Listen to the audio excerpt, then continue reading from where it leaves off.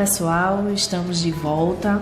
Continuamos na disciplina Ética Organizacional e Responsabilidade Social.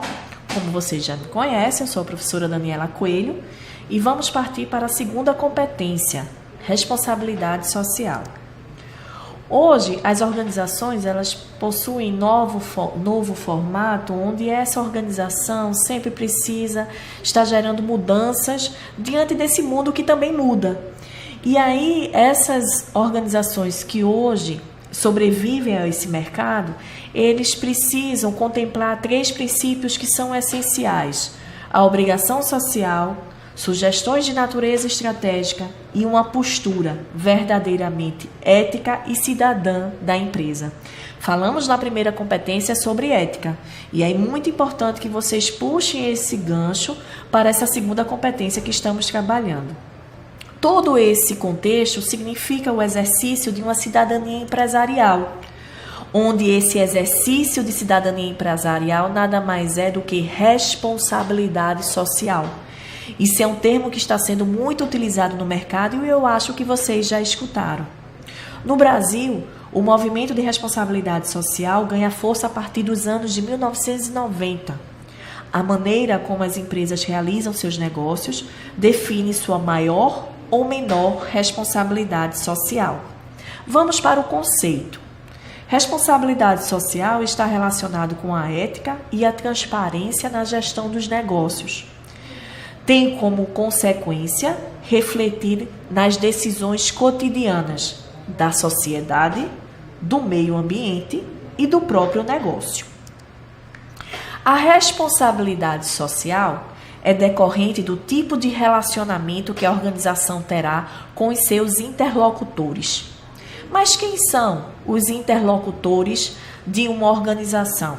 São os seus clientes, os fornecedores, os seus funcionários, os parceiros, os colaboradores e, essencialmente, a sociedade onde esta organização está inserida.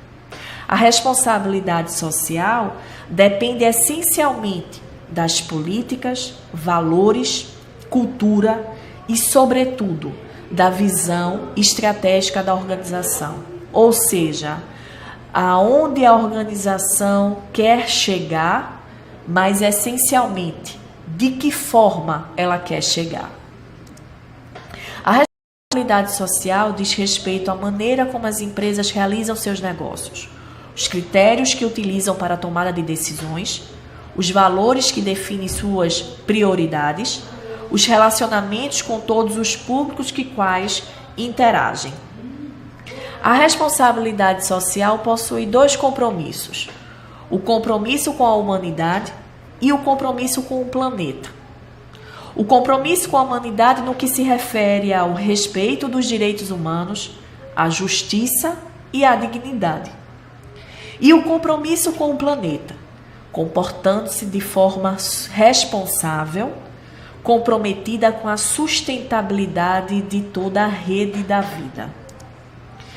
Diferenciais das organizações atuais, onde estas organizações buscam trabalhar com a responsabilidade social, significa fabricar produtos ou prestar serviços que não degradem o meio ambiente, promover a inclusão social, participar do desenvolvimento da comunidade de que fazem parte. Isso tudo de uma forma permanente e aperfeiçoando a cada dia essa prática, estabelecendo relações éticas e transparentes com todos os interlocutores desta organização. Segundo o Instituto Ethos, o movimento da responsabilidade social nas organizações decorre de 3 fatores que marcam a época atual: a revolução tecnológica, a revolução educacional e a revolução cívica. Vamos entender cada um deles. A revolução tecnológica, que eliminou distâncias e multiplicou a troca de informações via televisão, jornais, rádio, telefone e internet. Revolução educacional, onde a consequência do número cada vez maior de pessoas que frequentam escolas e querem mais informações. Hoje as pessoas buscam, se interessam por novas informações, independente da área de atuação. A revolução cívica, que é representada por milhões de pessoas organizadas de todo o mundo, reunidas em associações e organizações não governamentais, o que eu acho que vocês conhecem mais como ONGs, defendendo seus direitos e seus interesses, com a promoção social e a proteção ambiental. Bom, a responsabilidade social interfere no meio ambiente social, no meio ambiente político, no tempo, nos grupos e organizações e no meio ambiente econômico. Se pegarmos esses 5 fatores, nós construímos uma responsabilidade social aonde em cada fator haverá uma interferência significativa no contexto geral. Uma mesma atividade organizacional pode ser socialmente responsável em dado momento, dentro de um conjunto de circunstâncias culturais, sociais, e socialmente irresponsável em outro momento, dependendo do lugar e das circunstâncias. Então, se eu tiver uma mesma ação em sociedades diferentes e em tempos diferentes, essa ação ela pode não ser socialmente responsável nas duas situações. Eu preciso entender os fatores que interferem nessa ação para entender se essa ação seria considerada socialmente responsável pela organização. E como podemos medir se uma organização está socialmente responsável? Ou seja, se as ações que ela estabelece com os seus fornecedores, com os seus colaboradores, com a sociedade em que está inserida, são ações socialmente responsáveis. Existe um instrumento chamado balanço social.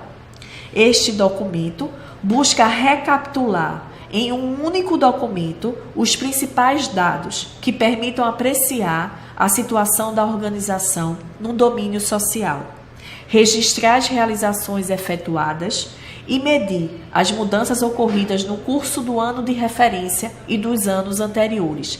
Gente, nada mais é do que todas as atividades desenvolvidas pela organização, como também as consequências e influências dessas ações ao longo daquele tempo determinado para este balanço social.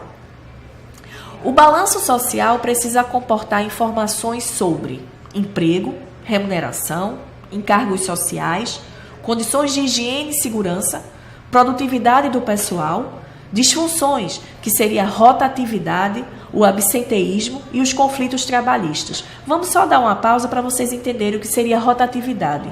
Rotatividade é a entrada e saída de pessoal dentro dessa organização. Não são as pessoas que entram para visitar a organização, mas aquelas pessoas que são admitidas e que são demitidas. Essa relação entre admissão e demissão a gente chama de rotatividade. Absenteísmo. Absenteísmo nada mais é do que a ausência, falta do colaborador. Isso precisa ser medido. A gente precisa entender por que existe um quantitativo de faltas, de ausências naquela organização. E relações trabalhistas, ou seja, o balanço social vai contemplar todos os aspectos formais de uma organização associado aos seus funcionários, associado àquilo que a organização pretende perante esses funcionários. Sistema de informação dirigido ao público a respeito do comportamento socialmente responsável na organização. Não sei se alguém está se perguntando, esse balanço social é divulgado para os funcionários? Esse balanço social é divulgado para as pessoas? Sim, sem sombra de dúvida. A empresa ela precisa divulgar esses dados até para que os consumidores, os funcionários, os clientes entendam que aquela organização onde ela existe algum tipo de relação é socialmente responsável. E na prática, como uma organização pode se tornar socialmente responsável? O Instituto Ethos, eles determinam 7 princípios básicos para que uma organização possa seguir e ser uma empresa socialmente responsável. Adotar valores e trabalhar com transparência, valorizar empregados e colaboradores, fazer sempre mais pelo meio ambiente, envolver parceiros e fornecedores, proteger clientes e consumidores, promover sua comunidade e comprometer-se com o bem comum. Vamos falar rapidamente sobre cada um desses fatores. Primeiro, adotar valores e trabalhar com transparência. Condutas e decisões cotidianas são os resultados de valores e princípios que uma empresa tem. Ser socialmente responsável é atender às expectativas sociais com transparência, mantendo a coerência entre o discurso e a prática. Ou seja, a empresa precisa declarar sua missão. A empresa precisa ter um ambiente de discurso propício. A empresa precisa divulgar os seus valores éticos, onde nestes valores precisam estar contemplados a honestidade, a justiça, o compromisso, o respeito ao próximo, a integridade, a solidariedade e, essencialmente, a lealdade. Segundo princípio, valorizar empregados e colaboradores. As empresas que valorizam seus funcionários valorizam, na verdade, a si mesmas. A empresa socialmente responsável procura fazer mais, além de respeitar os direitos trabalhistas, ou seja, aquilo que eu posso oferecer ao meu funcionário, que é de direito dele, eu ofereço. Mas o que eu ofereço a mais? Então, eu posso encorajar novas ideias, investir na formação, dar autonomia para esses funcionários, propiciar programa de participação de lucros, preservar a vida pessoal e familiar dos funcionários, assegurar saúde, bem-estar e segurança aos funcionários.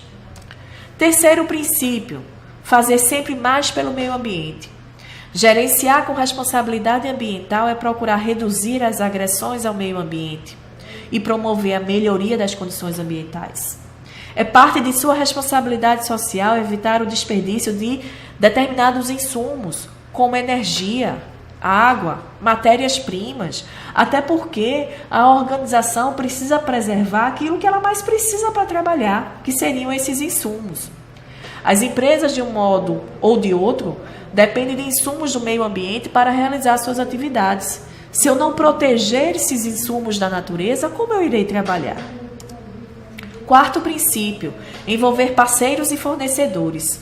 É importante estabelecer um diálogo com seus fornecedores, sendo transparente em suas ações, cumprindo os contratos estabelecidos, contribuindo para o seu desenvolvimento, incentivando os fornecedores para que também assumam compromissos de responsabilidade social.